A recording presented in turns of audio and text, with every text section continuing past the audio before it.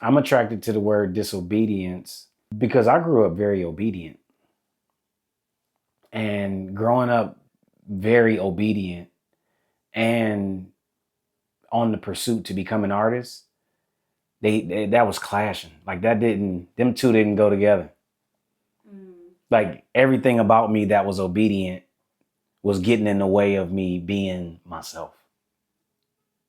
We being conditioned to be obedient more than we're being conditioned to be ourselves. So in order to be yourself,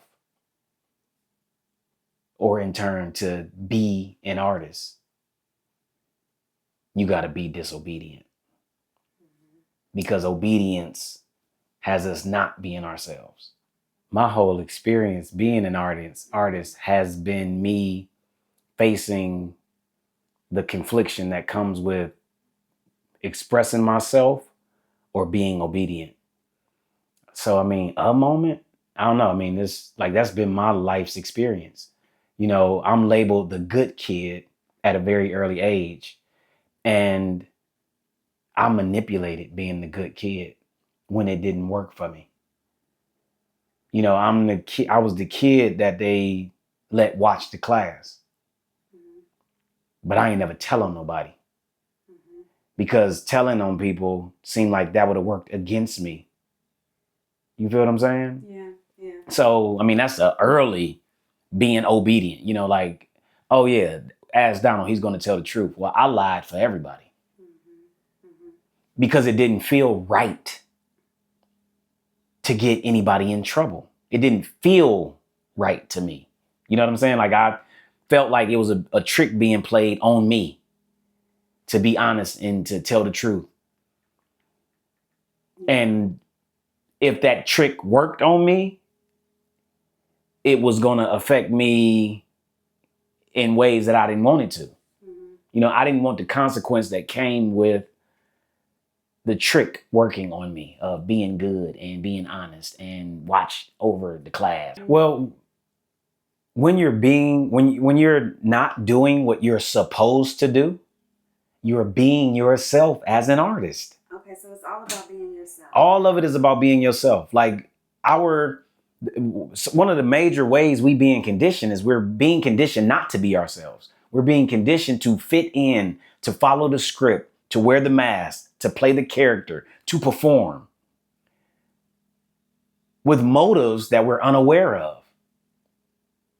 So once you take on the mindset of being an artist, and if you are exploring what that truly means, it means to be able to make something that communicates and expresses who you are. So if you can't be yourself, you can't express yourself. Means at the moment where I can make something and somebody can come and put money in front of me and say, "Can you make this?" We follow the landscape of being artists and being creative people, and we see what opportunities come with the skill set that we have. And then for some of us, we try to figure out how to get that money. So we're paying attention to what's being done in order to get that money. Right. So if you're paying attention to what's being done in order to get the money, naturally, if you want to get the money, it seems like it's a no-brainer that I have to do what they did to get the money. Yeah. So that's when you are no longer being yourself. You're being the version of you that you believe will get you the thing that you want. Well, then let's say you didn't got enough money, or you didn't figure out how to get things with your skill set. Usually when you're getting things, it's not enough. Yeah. Things won't satisfy the need that is innate to express yourself or to communicate. Yeah. So it's like, okay, well, I can make this to get some material thing, but can I make something that expresses something that I'm experiencing internally? Yeah.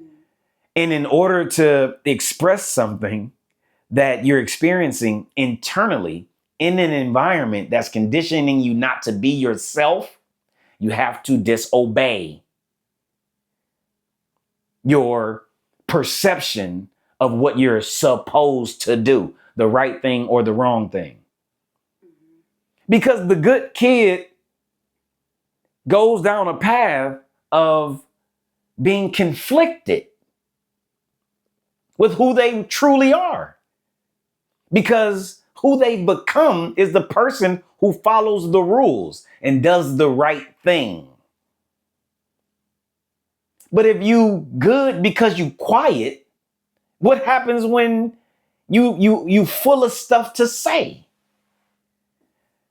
So being quiet got you treats as a child.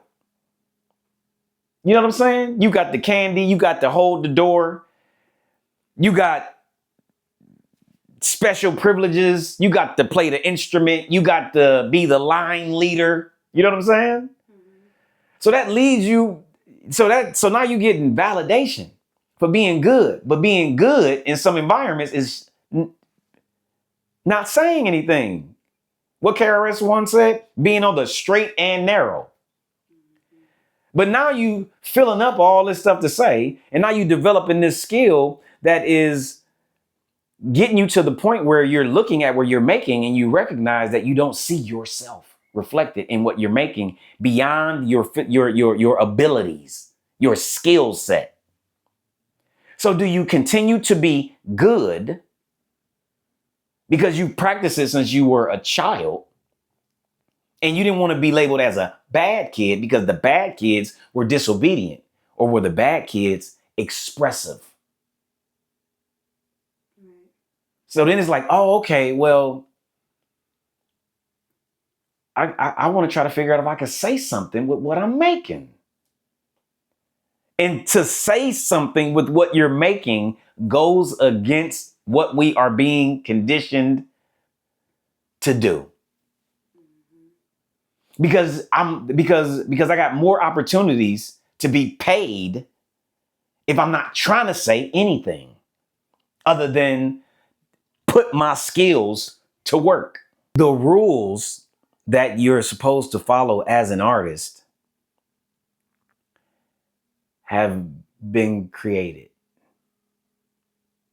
And those rules are what's creating the conditioning of not being yourself. It's when you're trying to follow those rules. And following those rules work for some people. Right. You know, ultimately it depends on what it is that you want. For me, I wanted to know what being an artist really meant. I wanted to know what being an artist really meant so I could know if I was really making art. Yeah.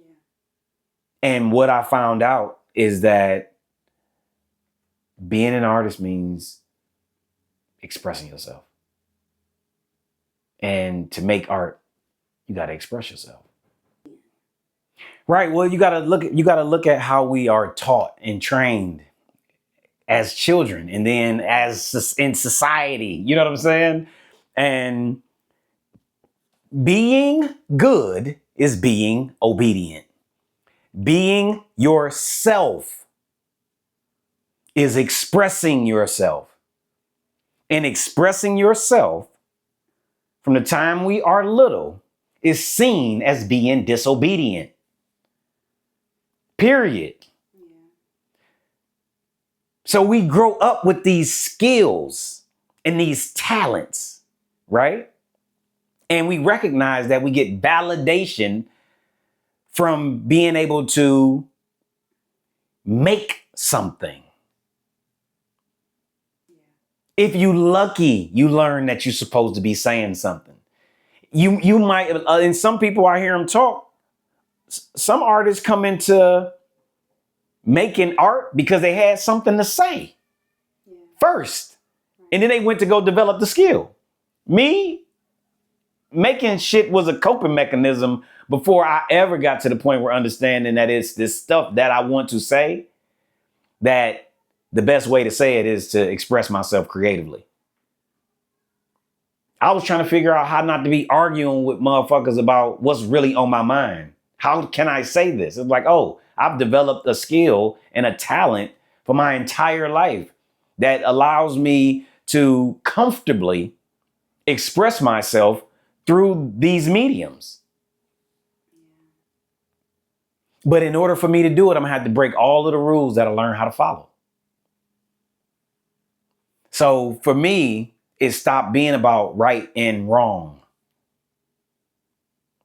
It was more about if I'm being myself or not. Can I see myself or not?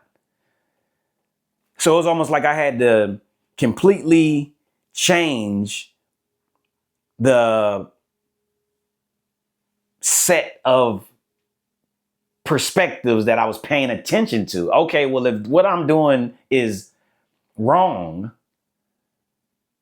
that's too bad, because in order for me to be myself, this is what I need to do.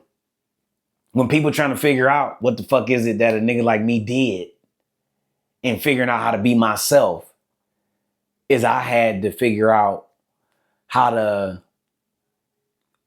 expand my perception and perspective of what I was doing to be disobedient. Like I had to figure out how to be disobedient.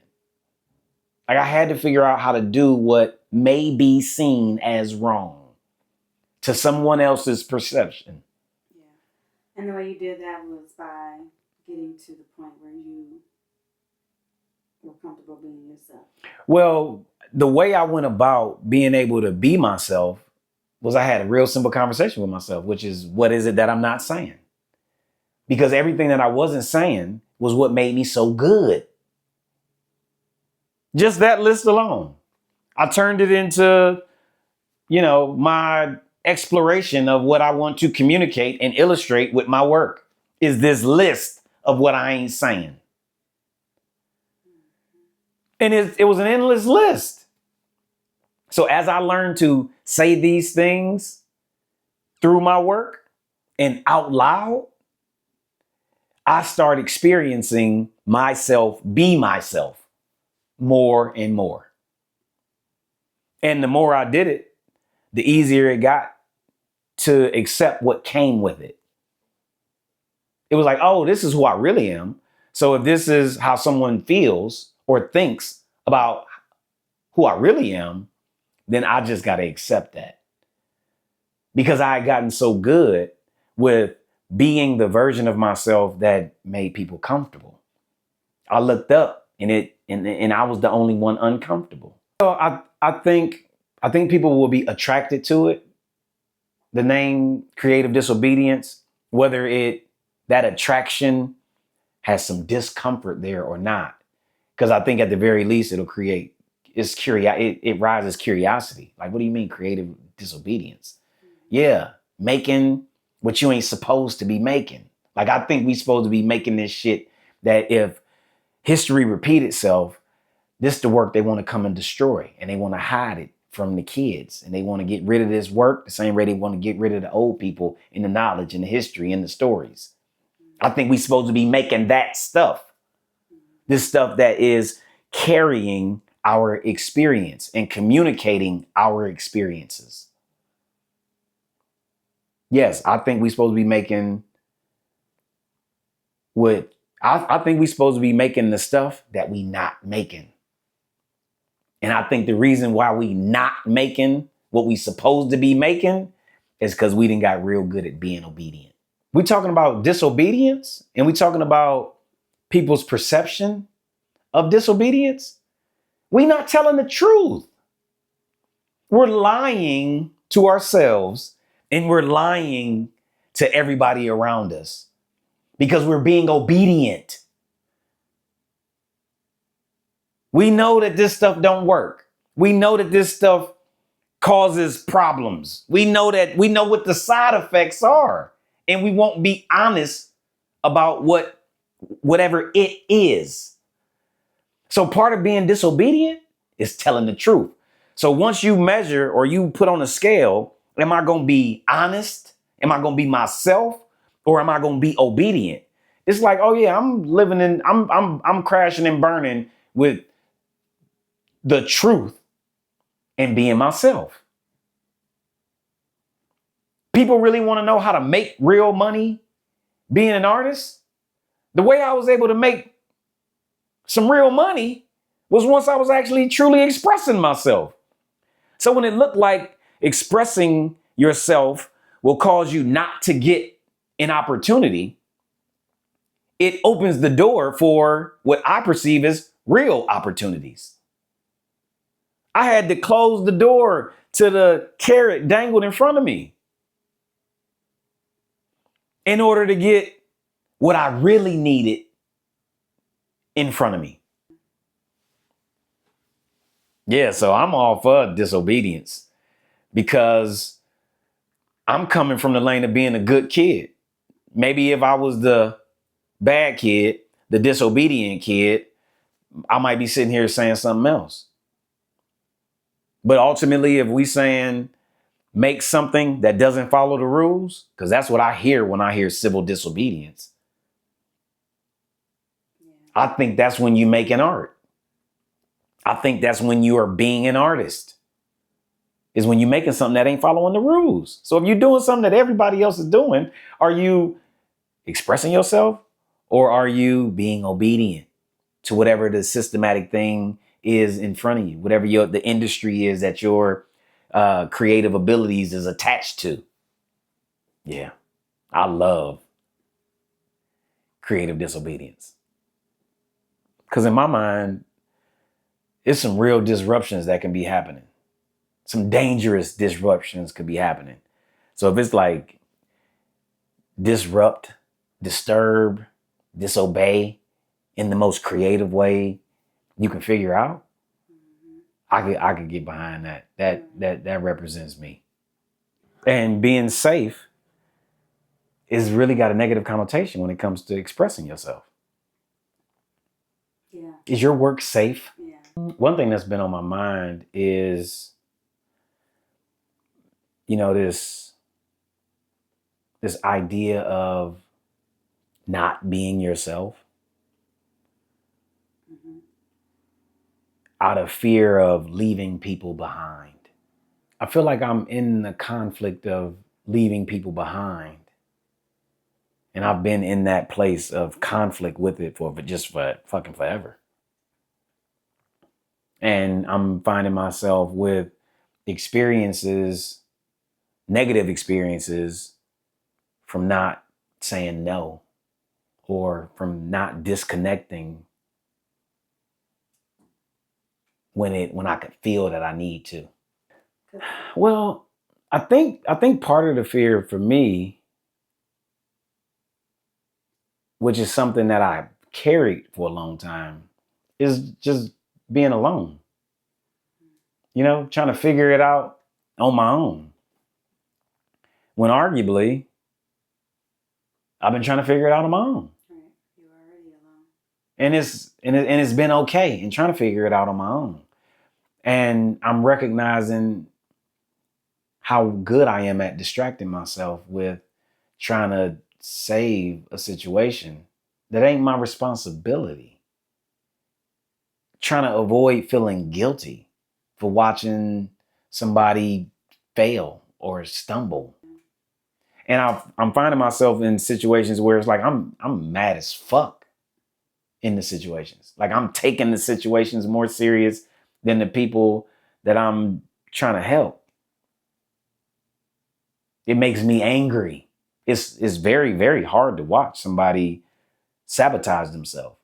And it's hard for me to not perceive myself as sabotaging myself for putting myself in situations where I gotta watch it.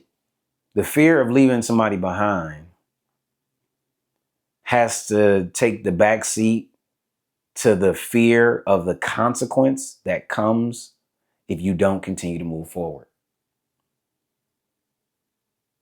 So it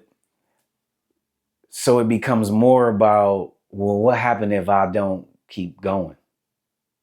Then what happens if I don't help? Yeah. Leaving people behind is the lie that we tell ourselves that we are afraid of. Like, I don't think we afraid I don't think we're truly afraid to leave somebody behind. Like I look at a lot of life like a battlefield and like war. And I look at the fact that I'm able to still run the goddamn battlefield.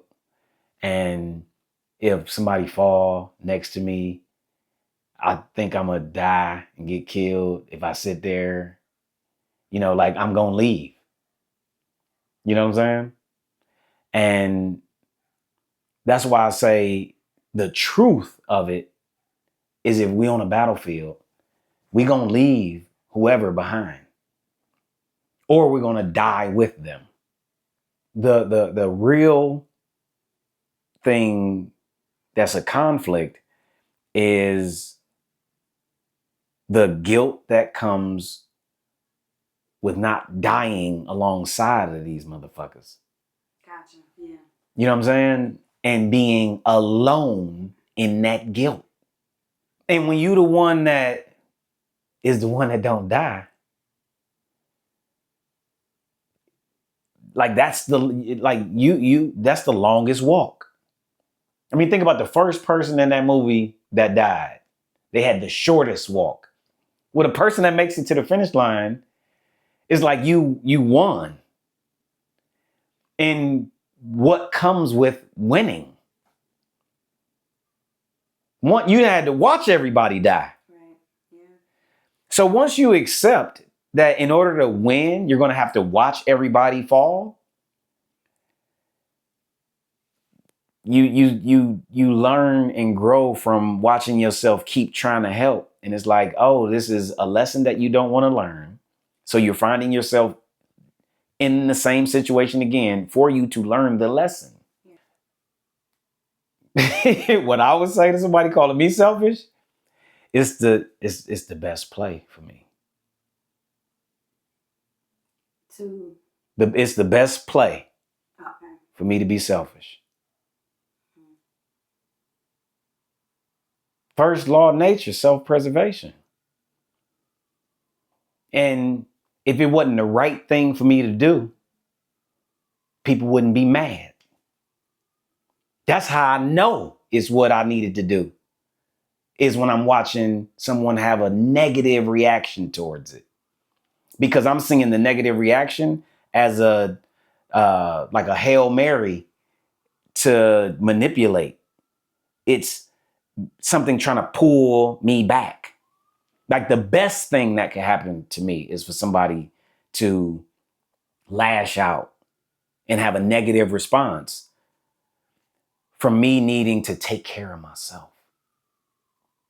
Because to me, it says that this person ain't being honest about the damage that they doing. I mean, let's go back to the title. Creative Disobedience. See, obedience keep a motherfucker stuck and keep a motherfucker around too long. Who ignoring the lessons. Right. Who ignoring the signs, the red flags. See, I'm more afraid of the red flags getting closer to me. The lessons getting bigger. Mm-hmm. I don't want to have to be shaking too hard to wake up. You know what I'm saying? Yeah. No. You don't feel guilty? No, not at all. See, I've been afraid to feel guilty. I was assuming I was going to feel guilty. Because, one, all relationships ain't one size fit all. From what I'm experiencing is the less I take responsibility for the shit that ain't mine, the less guilty I feel. See, I think I was just going beyond the 50-yard line in these relationships. And going beyond the 50-yard line had me feeling guilty. But the more I was able to just match effort, do what it is, take care, to handle my shit in a relationship, when I didn't had to step away from them, I ain't felt guilty at all. It maybe guilt come with doing too much, you know? Yeah. Yeah. And if you doing your fair share, if you gotta step away, I ain't experiencing feeling guilty. I'm feeling like I got the answer right on the game of life, and I'm watching the next level open up because of it. Mm-hmm. Versus feeling like I'm stuck on the same board, running around trying to find the secret to get to the exit. Yeah. It seems like the secret to the exit is to take care of yourself. Mm-hmm. I could see my attraction to helping others kind of being connected to me being a good kid. I think actually my attraction to helping others has more to do with me being aware that people are having a harder time figuring things out than I am. The journey, Oh, okay.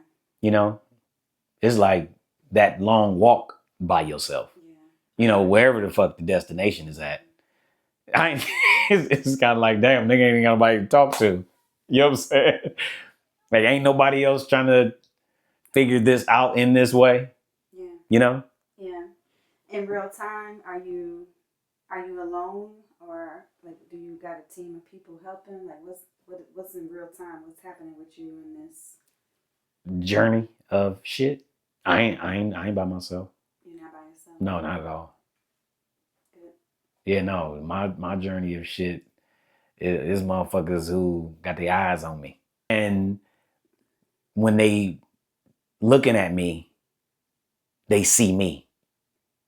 I'm able to be myself and experience people not looking away. Me, I'm always thinking about who I do have. I see the stuff I'm supposed to walk away from as a lesson. Like I see it as a step to get to my current place, whatever my current place is. I ain't mad about it. I ain't sad about it. I don't regret it. The closest thing that come to regrets is not learning some of the stuff sooner or needing to repeat a cycle or a habit, more times than I wish I did to get it. No, I'm really celebrating getting it. Like, oh, that's what I was supposed to do. Damn, I wish I'd have been did it, but I'm glad I did it now. Yeah.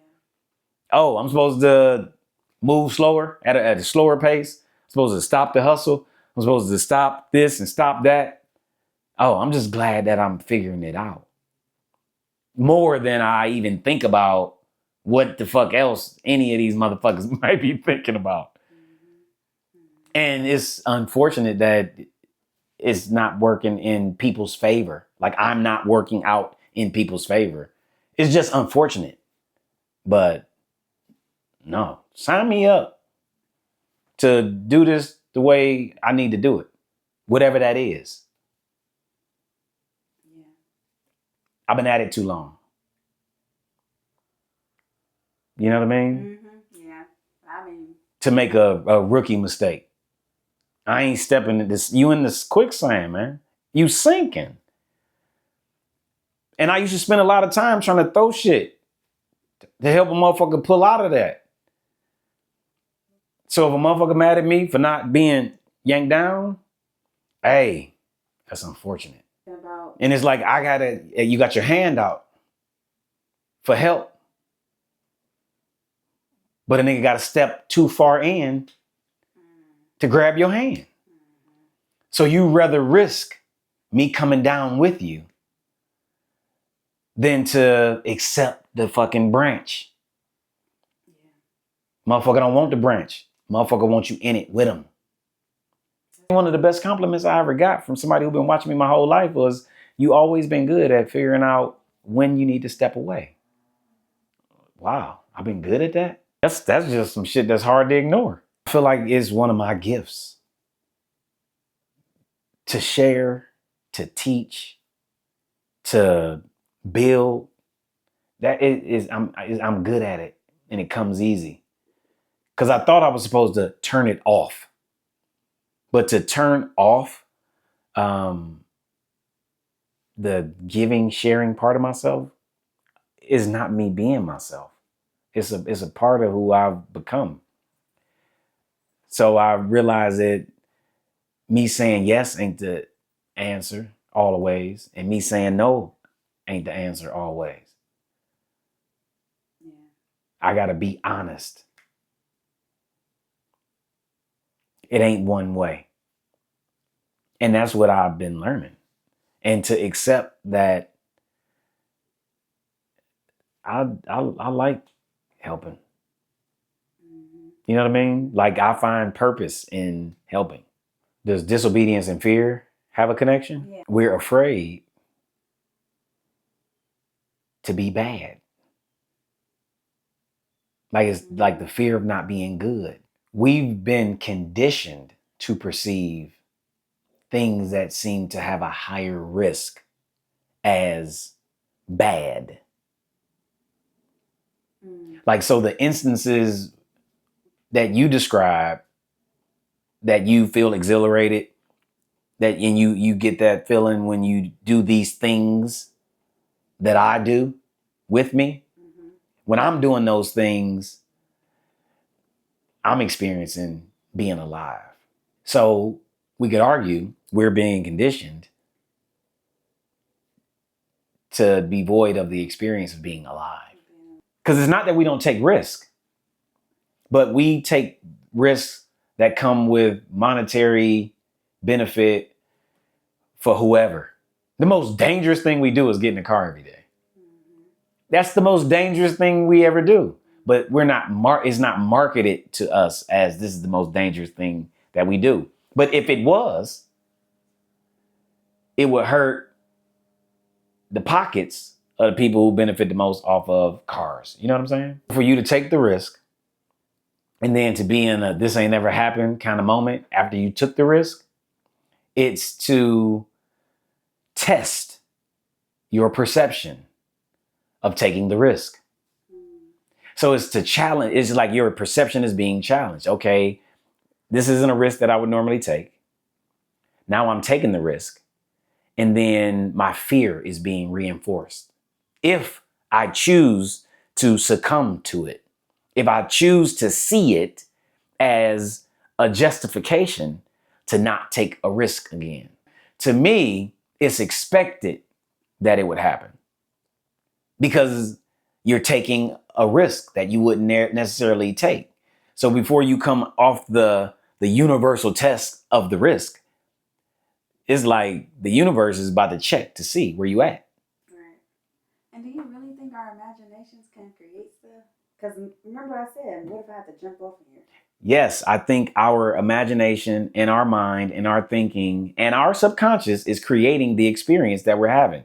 One, because we can condition our mind. Right. So if we are functioning off of how our minds have been conditioned, we're seeing the experiences that we're having in a conditioned way. So when you uncondition your mind from however it's been conditioned and you start to practice being yourself, you start to construct your own perspective and perception. So you can see it as a sign not to do it, or you can see it as a test challenging you to come back and do it again. And what happens is what you're doing is you're trying to uncondition and recondition yourself in your own way. When you take a risk, the thing you got to remember is don't panic. Because once you panic, you alter your perception to what you're experiencing. See, to me, what you do anywhere is what you do everywhere. And what you don't do anywhere, you don't do it everywhere. So you an artist, you're creative, you are developing, growing, you on the artist journey, you discovering yourself, you making the work. And making the work and being yourself is going to come with a risk. So why not practice taking, risks? Mm-hmm. Why not practice doing something that you wouldn't necessarily do in an effort for that to ooze into your work to do something that you wouldn't necessarily do. Like, it's just a good mirror. Right. It's a healthy practice. Or you might just be becoming more aware and attuned to how unstable and unsafe our reality actually is. That you ain't scared for no reason. Right. You know what I'm saying? Yeah. It just ain't necessarily your reason. Fear is a natural emotion. And I don't think you got to succumb to fear. Right. So I don't necessarily think it's about being afraid. I think it's about afraid of what? And if that fear can cause you not to do something that you need to do. Right. Do what you ain't doing, say what you ain't saying. So it starts to affect the way you express yourself. Because I think the way to last beyond your years is to figure out how to become your full self. Yeah, I mean, for me, being alive is a risk. You know what I mean? You know what I mean? Like, I think life is that precious. Like to get up and follow and pursue your own imagination on a day-to-day basis and go against the grain of it all. I think that's a risk. I don't feel fear, but I do get anxious. But usually staying in a mode of pursuing purpose seems to keep me calm. Like doing what I feel like I'm supposed to be doing, it kind of settles me. So I stay in that mode. Yeah. Do I feel like it's a risk? The way I live and the way I perceive and the way I pursue, 100%. And continuously trying to figure out how to function on my own terms, I think is a bigger risk than being on the left. I think what I'm doing is a bigger risk. What we be talking about?